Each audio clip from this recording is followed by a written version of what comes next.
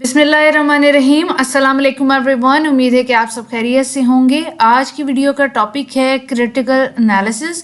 आज की इस वीडियो में हमने समझना है कि क्रिटिकल एनालिसिस क्या होता है, इसकी क्या डेफिनेशन है, आप इसको कैसे रिकॉग्नाइज करेंगे। अगर आप इंटरनेट पे भी सर्च करते हैं तो डिफरेंट वेबसाइट्स खुलती हैं, उन पर डिफरेंट तरीके के क्रिटिकल एनालिसिस आते हैं, तो आप ढूंढें क्या सही कौन सा एनालिसिस है, उसमें क्या चीज़ फाइंड करनी।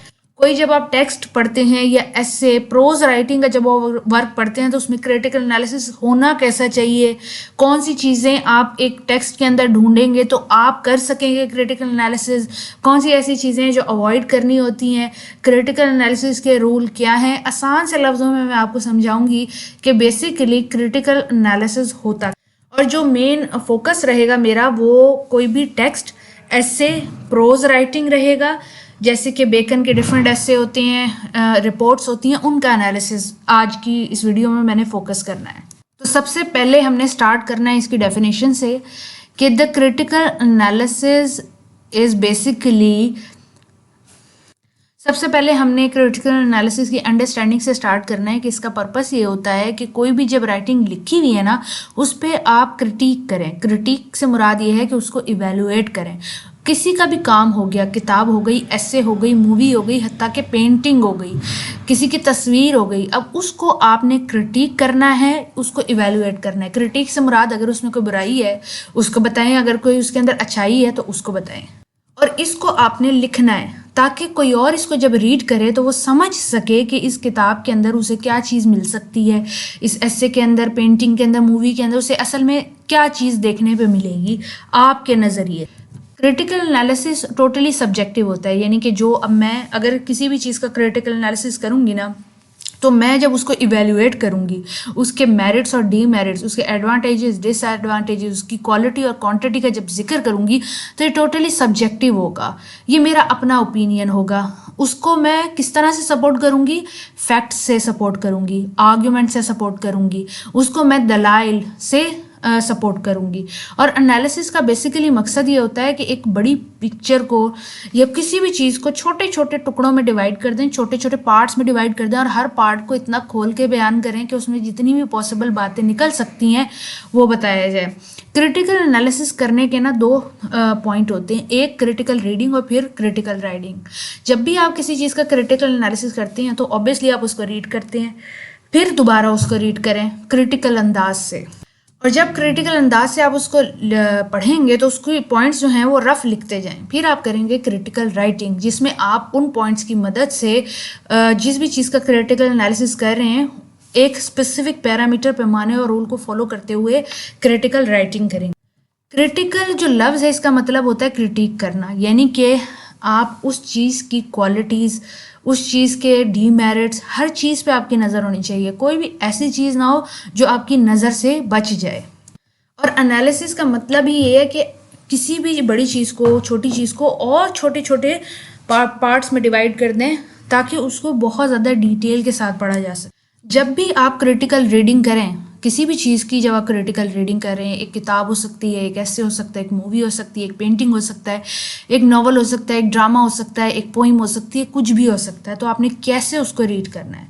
सबसे पहले ना आपने ऑथर को आइडेंटिफाई करना है कि ऑथर ने जो टाइटल दिया है वो क्या है, और उस टाइटल के अंदर जो पर्पस है फिर आगे क्या है उसने। अब जैसे बहुत सारी आप पोइम्स पढ़ते हैं, नॉवल पढ़ते हैं, जैसे कि चिनुआ एचबी का आप नॉवल पढ़ते हैं थिंग्स फॉल अपार्ट, उसके बाद अरुंधति रॉय का पढ़ते हैं गॉड ऑफ स्मॉल, W.B. येट्स की पोइम पढ़ते हैं, उसका नाम है बाइजेंटियम। अब इनके जो ये टाइटल हैं ये क्या हैं, असल में इन्होंने ऐसे टाइटल क्यों रखे, टाइटल को समझने की कोशिश करेंगे कि ये जो टाइटल है इसकी हिस्ट्री है तो क्या है, बैकग्राउंड है तो क्या है, इसमें कोई literary device, metaphor, simile use की गई है तो क्या है, राइटर आखिर इसी टाइटल को क्यों चुन रहा है, किसी और को क्यों नहीं चुन रहा, उसका पर्पस क्या है। उसके बाद आप एनालिसिस करने के, जब आप पैसेज रीड कर रहे होंगे तो एनालिसिस करेंगे कि लिखते हुए वो जो पैराग्राफ बना रहा है उसके अंदर क्या बातें कह रहा है। जैसे कि उसने 10 पैराग्राफ लिखे हैं, आया 10 पैराग्राफ के अंदर 10 मुख्तलिफ आइडियों पे बात की है, या एक ही आइडिया के 10 मुख्तलिफ छोटी छोटी शाखें निकाली हैं, 10 आइडिया के सब टॉपिक निकाले हैं, उसने हर पैसेज में एक मोटी बात क्या की है, यानी कि वो जो इतना बड़ा पैसेज लिख रहा है उसमें जो मेन बात है आप उसको लिखते जाएंगे रफ, ताकि आपको आइडिया रहे और तरतीब आपने बरकरार रखनी। उसके अलावा अगर कोई ऐसा लफ्ज़ आता है जो आपको समझ नहीं आ रहा है, बहुत ज़्यादा इंपॉर्टेंट है, तो डिक्शनरी को देखें, इंसाइक्लोपीडिया, इंटरनेट पे सर्च करें कि इस लफ्ज़ का क्या मतलब हो सकता है। कोई भी ऐसी चीज़ क्रिटिकल एनालिसिस में नहीं रहनी चाहिए जो आप अनफेमिलियर छोड़ दें। आप कहें कि ये तो इंपॉर्टेंट नहीं होगी, मैं छोड़ देता हूँ, हो सकता है वो इंपॉर्टेंट हो, तो आपने कुछ भी नहीं छोड़ना क्रिटिकल एनालिसिस। इसलिए तो कहते हैं कि क्रिटिकल एनालिसिस मुश्किल होता है। उसके अलावा जब आप रीडिंग कर रहे होंगे ना, तो अपनी आउटलाइन बनाएंगे जो आपकी रफ होगी, आप उसके साथ एक लफ्ज़ लिखें, जैसे कि एक पैसेज में क्या बात की गई है। सबसे पहले इंट्रोडक्शन दिया है, उसके बाद उसने बताया हुआ है, टाइटल को एक्सप्लेन किया हुआ है, फिर उसके बाद एक पैसेज के अंदर बताया हुआ इंपॉर्टेंस। तो आपने ना ये आउटलाइन बनाते जाना है और उसके साथ एक एक लाइन की ना डिस्क्रिप्शन देते जानी है अपनी सहूलत के लिए। फिर जब आप सारा पढ़ लेंगे ना, तो एक रफ समरी बनाएंगे आप उस वर्क की, जिसके अंदर जो चीज़ पहले आती है उसको इंट्रोडक्शन जैसे पहले आता है उससे पहले लिखें, मिडिल का पार्ट बॉडी बीच में आता है उसको बीच में लिखें, कंक्लूजन आखिर में आता है उसको आखिर में लिखें। और समरी को याद रखें कि एज इट इज़ वर्क को लिख देने को समरी नहीं कहते, बल्कि 1/3 डिवीजन को समरी कहते हैं। अगर एक लफ्ज़ जो है 1500 लफ्ज़ों पर मुहित है, एक टेक्स्ट है, एक बुक है, एक नॉवल है जो 1500 लफ्ज़ों का है, तो आपने 500 लफ्ज़ों की समरी उसमें लिखनी है, या इससे भी कम ही लिखें तो बेहतर है। जैसे कि एक पूरी किताब होती है, उसकी समरी ज़्यादा से ज़्यादा 4 से 5 सफ़ों की होती है। उसके बाद डिटरमाइन करें पर्पस का कि व्हाट शुड बी। जब भी कोई राइटर कोई वर्क लिखता है तो उनके अंदर ना 3 चीज़ें वो लाजमी इस्तेमाल करता है। कोई भी फैक्ट इस्तेमाल करेगा कि वो अपने जो टाइटल है, जो उसका आर्ग्यूमेंट है, उसको फैक्ट से सपोर्ट करेगा, या फिर उसके लिए रीज़न देगा, या इमोशनल अपील करेगा आपको परस्यूट करने की, या फिर उसका पर्पस सोलनली सिर्फ ये होगा कि आपके इमोशन से खेले और आपको इंटरटेन करे।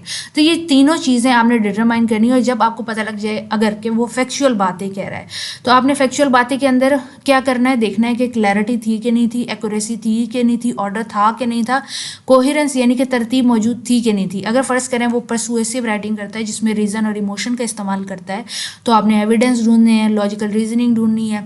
कोई कॉन्ट्रेरी, कोई पैराडॉक्स हो गया या इमेजरी यूज़ की है, तो वो ढूंढे आप उसके। अगर उसने सिर्फ आपको इंटरटेन करने के लिए पर्पस से वर्क लिखा हुआ है, तो डिटरमाइन करें कि कैसे इमोशन आपको इफेक्ट किया, क्या वो लाफेबल थे, क्राई किया आपने, एंग्री हुए, आप पे कैसा इफेक्ट रहा उस वर्क। तो ये 3 उसके पर्पस हो सकते हैं, तीनों में से कोई भी वो इस्तेमाल कर सकता है, और भी हो सकते हैं, बेसिकली ये 3 मिलते हैं।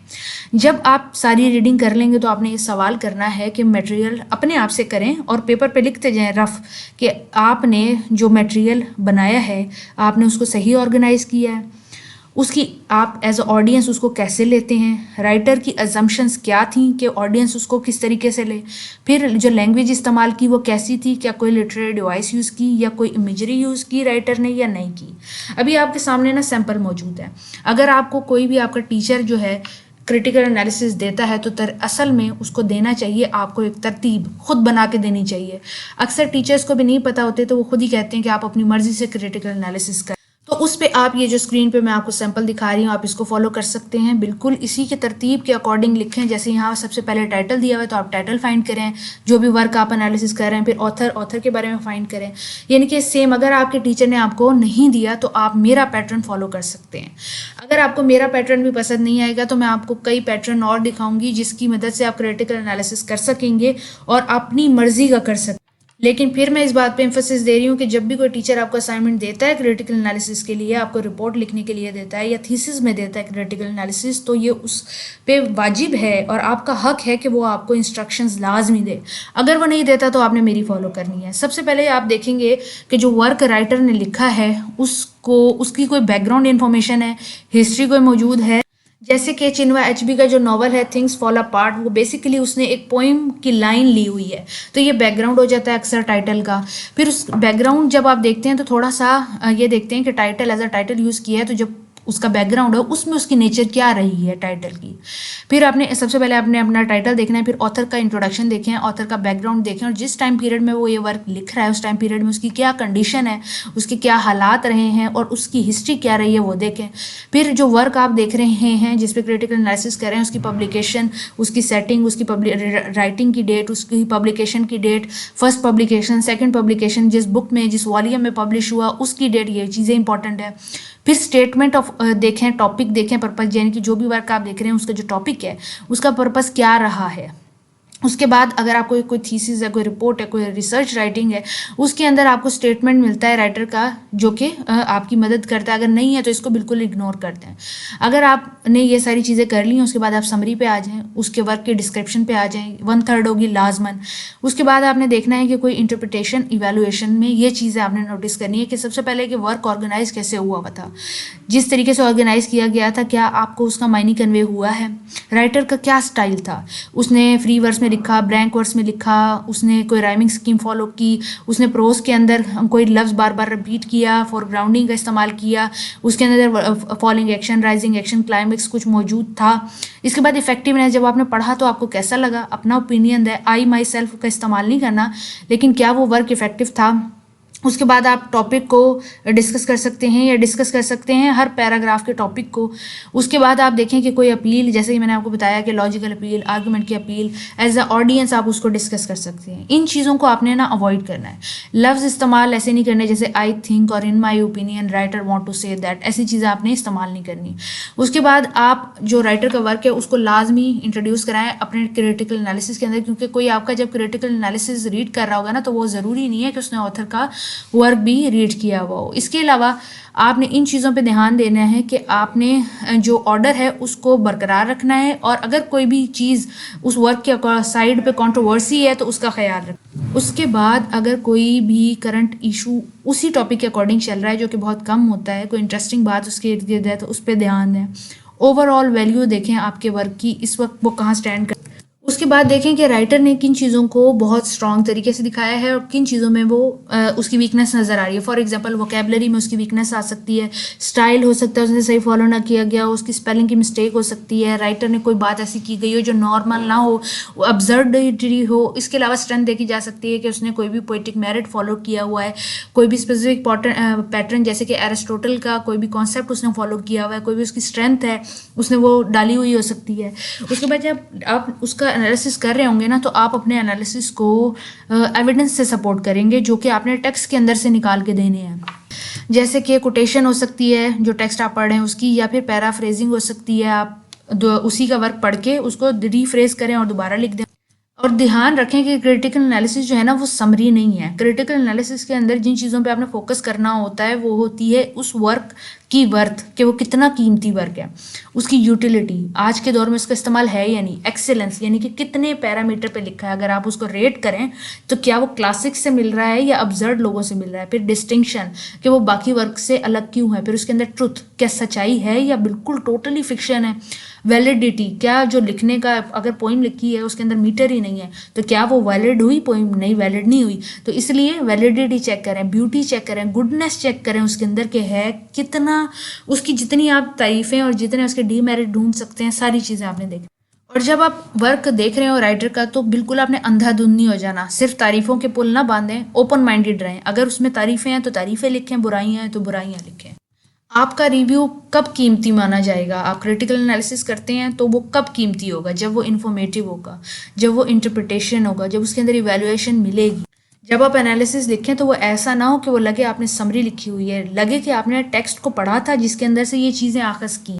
आपने बेसिकली अपने चेक करने वाले एग्जामिनर को ये बताना है कि आपने मेहनत की हुई है, तो जितना आप उसको ज़्यादा अच्छे तरीके से ग्रिप करेंगे, डीपली अंडरस्टैंड करेंगे, उतनी चीज़ें निकलती चली आएंगी। और यही चीज़ आपको पोइम में भी मिलता है। क्रिटिकल एनालिसिस पर वीडियो बनाने का मेरा एक मकसद था, क्योंकि अक्सर मैं जो भी वीडियो देती हूँ नॉवल, ड्रामे या पोइम की, उसके अंदर मैं एनालिसिस करती चली जाती हूँ, यानी कि पब्लिकेशन बताती हूँ, राइटिंग डेट बताती हूँ, बाकी सारे different point of view, opinion, history, background बताती हूँ। और उसके बाद भी स्टूडेंट नीचे कमेंट में लिख रहा होता है कि आपने क्रिटिकल एनालिसिस तो दिया ही नहीं।